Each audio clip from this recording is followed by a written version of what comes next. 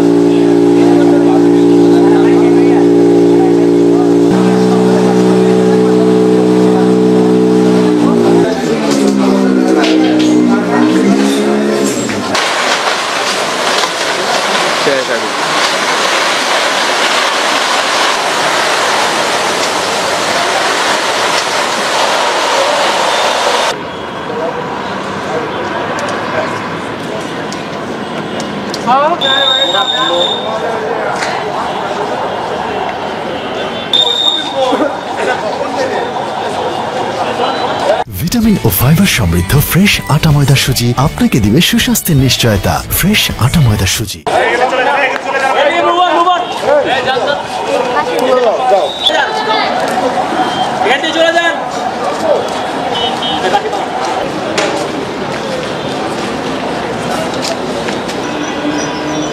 সকালে আমরা সবাই এখানে অবস্থান নিয়েছি। তারপরে আপনার যারা দীপু ভুইয়ার যারা লোক ছিল, ওমর টোমর যারা যারা আছে, নুরু, ওরা অনেক মানে ওদের সন্ত্রাসী বাহিনী এবং কি আওয়ামী লীগ যে বাহিনীগুলো ছিল তারা আমাদের উপরে অনেক গুলি করছে, যা মানে বলার মতো না। তো আমাদের এখানে আইসা যে গাড়িগুড়ি অফিস টফিস যেগুলো আছে সব ভাঙচুর করছে এবং কি জ্বালাই দিছে। আমাদের প্রায় 50টা মতো ফুন্ডার ওরা নিয়ে গেছে। আবার ওই যে রোডের মধ্যে দেখবেন আপনারা যে ফুন্ডারগুলো পুড়ছে, প্রায় এখানে 6-7টা ফুন্ডার এখানে আছে। আর বিষয়টা হচ্ছে যে ওরা যেভাবে অ্যাটাক করছে, আওয়ামী লীগ সব কিছু নিয়ে দীপু ভুইয়ার যে লোকগুলো আছে ওনার, এগুলো এই সম্বন্ধে আমরা তীব্র নিন্দা জানাই। কি নিয়ে ঘটনাটা? ঘটনাটা ওরা কি নিয়ে এটা জানি না, কিন্তু আমরা এখানে ছিলাম, হঠাৎ করে এইভাবে আমাদের আক্রমণ করছে। আড়ত নিয়ে বিষয় হয়েছে, আড়তটা হয়েছে আমাদের সেলিম ভাইয়ের আড়ত, যে আপনারা জানবেন হাইকোর্টের মধ্যে ওনাকে এটা দিয়েছে। তো ওনার এই আড়ত নিয়ে ওরা আরো বেশি, এই আড়তের মধ্যে অনেক চাঁদাবাজি করে ওরা।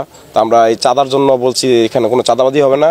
আওয়ামী লীগ সরকার ক্ষমতা থাকতে যেই চাঁদাবাজি আওয়ামী লীগটা করছে, এগুলো আপনারা কেউ চাঁদা মাদা দিবেন না, এগুলো আমরা না করাতে এই জন্য আমাদের উপরে ক্ষিপ্ত হয়ে এইভাবে আক্রমণগুলো করছে। গুলি করছে আপনার এই অলি, শুটার রিয়াজ, পরে হয়েছে রাকিব, এগুলা সব আওয়ামী লীগ পন্থী ছিল। এটা এরা অনেক দিন ধরে এটা পরিকল্পনা করে পরে আজকে হামলাটা দিচ্ছে। আমরা সকালবেলা আওয়ামী লীগের দালাল যেমন গাজীর পাপ্পাদেরকে নিয়ে আমরা একটা শোডাউন করছি, যাতে তারা এই আড়তে কোনো দখলদারি করতে না পারে। আমরা এই শোডাউন করার পর দিবু ভুইয়া তাদের আওয়ামী লীগের যে ক্যাডার বাহিনী, এই ক্যাডার বাহিনী আপনার এই যে হীরা বাহিনী, তারপর রিয়াজ বাহিনী, সব বাহিনীদেরকে নিয়ে এসে আমাদের উপরে গুলি বর্ষণ করছে, এবং কি আমাদের যত গাড়িগুলি ছিল সব লুটপাট করছে, এবং কি আমাদের সব গাড়িতে আগুন লাগিয়ে দিয়ে গেছে। এবং আমরা দেশ নাম তারেক রহমানের কাছে বিচার চাই, দিবু ভুইয়ার সাথে আওয়ামী লীগের ক্যাডার বাহিনীগুলি কি করে। এটি হইতেছে সম্পূর্ণ মিথ্যা বানোয়াট। আসল কথা কি, পেছনে সম্রাট, আমরা হইতেছে রাজনীতি নেতা, আমরা রাজনীতির কর্মসূচি নিয়ে ব্যস্ত থাকি। আমরা কেউ বাড়ি ঘর বাংলা অগ্নিসংযোগ আমরা এটি নিয়ে ব্যস্ত থাকি না। আমরা হইতেছে আমরা আজকে একটা কর্মসূচি ছিল, কর্মসূচির মধ্যে হইতেছে ওই যে আমার বিগত আমলে যোদ্ধা ওমর বইলা গেছে, এই স্বেচ্ছাসেবক দল যে সময় মিছিল নিয়ে যাচ্ছিল, আমরা পাশে ছিলাম, এরা উপর থেকে চকলেট গুলি বিস্ফোরণ করে। আমাদের যারা আমাদের সহযোদ্ধা ছিল তাদের হাতে কিছু ছিল না, তারা উপর থেকে করছে, সেনাবাহিনীরা দেখছে, উপর থেকে গুলি করতেছে, চকলেট বিস্ফোরণ করতেছে। আসলে এই সেলিম প্রধান হইতেছে আপনার আওয়ামী লীগের কিছু সম্রাট ছিল, ওনায় দীর্ঘ সময় এই সন্ত্রাস বাহিনী দিয়া আমাদের বিএনপির উপরে নির্যাতন জুলুম নিপরণ করছে, এখনো করতেছে। পাপ্পার নেতৃত্বে এই ওনার হইতেছে সন্ত্রাস। আসল কথা হইতেছে ওনার দলের কেউই না, এটা আওয়ামী লীগের হইতেছে কিছু সম্রাট, এটা সবাই জানে সেলিম প্রধান কে। আমরা এসবের মধ্যে কোনো জড়িত না, তারা শুধু আমাদের দলের উপর এই ক্লামটা দিতেছে, আমরা এর সাথে জড়িত না। এটা আসলে একটা সাজানো নাটক, ভিত্তিহীন জিনিস। আমরা রূপগঞ্জের প্রতিটা ইউনিয়নে আওয়ামী লীগের বিরুদ্ধে, আওয়ামী লীগের সন্ত্রাসীদের বিরুদ্ধে বিক্ষোভ মিছিল সমাবেশ করতেছি। সেই দ্বারাই আমরা গোলাকান্দি আজকে বুলতা এবং গোলাকান্দি যৌথভাবে এই সমাবেশের আয়োজন করি। এক্ষেত্রে আমাদের স্বেচ্ছাসেবক দল, ছাত্রদল, যুবদল, শ্রমিক দল, বিএনপি সবাই প্রস্তুতি নিয়েছে।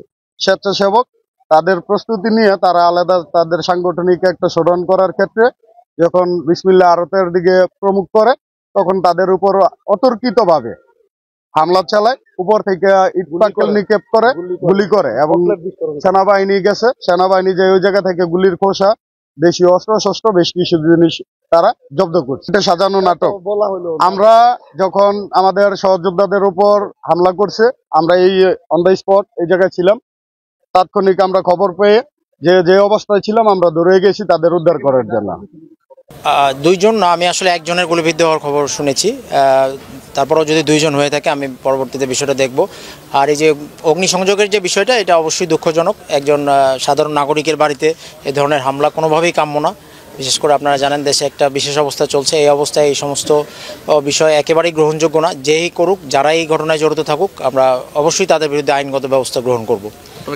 এখনও আমরা আসলে কাউকে গ্রেপ্তার করতে পারিনি। আমরা ধারণা করছি যে এই আড়তটা নিয়ে বিরোধের জোরেই হয়তো হইতে পারে। আমরা একটু তদন্ত করে দেখি আসলে কারা জড়িত, তারপর আমরা সেই অনুযায়ী আইনগত ব্যবস্থা গ্রহণ করব, এবং যদি প্রয়োজন হয় অবশ্যই গ্রেপ্তার করব আমরা।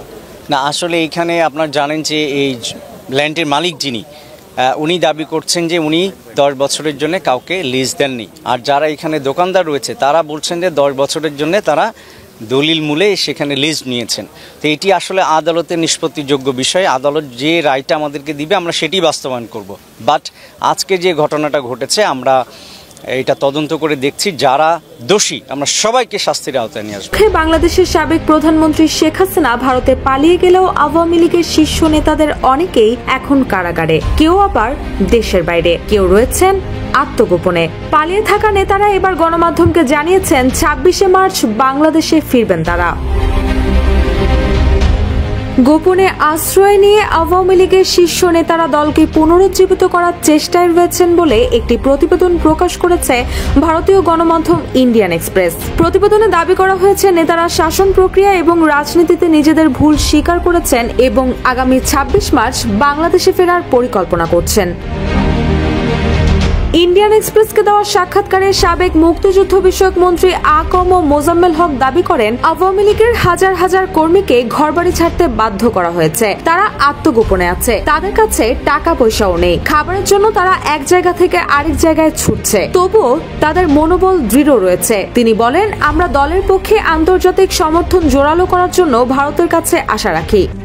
RICL TMX, যুগের পর যুগ স্থাপনা থাকে মজবুত। তিনি আরো বলেন, প্রবীণ নেতারা ভাবছেন 26 মার্চ বাংলাদেশের স্বাধীনতা দিবসে আমাদের সবাইকে দেশে ফিরে যাওয়া উচিত।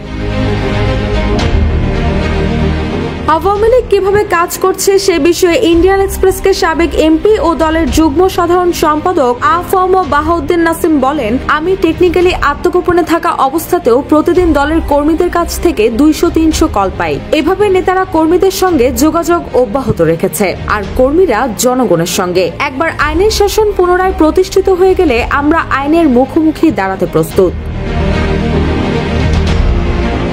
এদিকে অনেক নেতাই জানিয়েছেন, একটি হোয়াটসঅ্যাপ গ্রুপে তাদের মধ্যে এসব বিষয় নিয়ে আলাপ আলোচনা চলছে।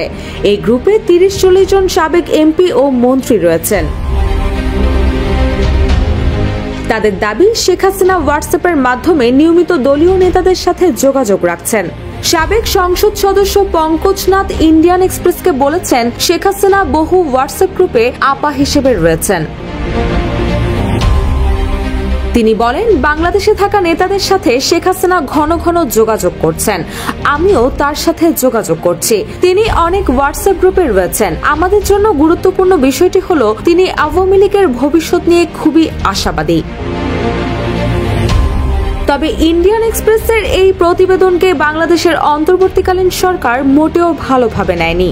সরকারের এক বিবৃতিতে বলা হয়েছে, এটি একটি সংঘবদ্ধ অপপ্রচারের অংশ। প্রতিবেদনে যাদের বক্তব্য তুলে ধরা হয়েছে তারা সবাই সন্দেহভাজন অপরাধী এবং চোখের সামনে নৃশংসভাবে ছুরিকাঘাতে হত্যা করা হয় হৃদয়কে। ছেলেকে হারিয়ে বারবার মোছা যাচ্ছেন বাবা বাবু মিয়া আকন্দ। স্বজনরা জানান, মঙ্গলবার সকালে হৃদয় কয়েকজন বন্ধুর সঙ্গে বাড়ির সামনে সরিষা খেতে আড্ডা দিচ্ছিল। এক পর্যায়ে তারা তর্কে জড়িয়ে ধস্তাধস্তি শুরু করে। এ সময় বন্ধুরা হৃদয়কে উপর্যুপরি ছুরিকাঘাত করে পালিয়ে যায়। গুরুতর আহত অবস্থায় তাকে উদ্ধার করে শহীদ জিয়াউর রহমান মেডিকেল কলেজ হাসপাতালে নেওয়ার পথে মারা যায় সে। বাড়ি থেকে বার হয়ে দেখি আমার ব্যাটার সমানে চাকু মারিচ্ছে, দৌড়ে যায়, ওরা ব্যাগে দম মারছে। যারা অপরাধ করছে তাকে অবশ্যই আইনে আওতায় নিয়ে আসা হোক। আমরা কঠিন বিচার চাই। এগুলো সন্ত্রাস, এগুলো নিশাখোর পাড়ার ভিতর বেশি হয়ে গেছে। মাদক সংক্রান্ত বিরোধের জেরে হত্যাকাণ্ড প্রাথমিকভাবে ধারণা করছে পুলিশ। হৃদয় এবং তার সাথে যারা ছিল বন্ধু বান্ধবী, তারা মাদকের সাথে সম্পৃক্ত প্রাথমিকভাবে জানা যায়। তো বিষয়টি আমরা আরও খতিয়ে দেখছি। পরবর্তীতে বিস্তারিত তদন্তে এর মূল রহস্য জানা যাবে। নিহত হৃদয় বগুড়া শহরের একটি কাপড়ের দোকানের কর্মচারী ছিলেন। আব্দুল আউয়াল, সময় সংবাদ, বগুড়া।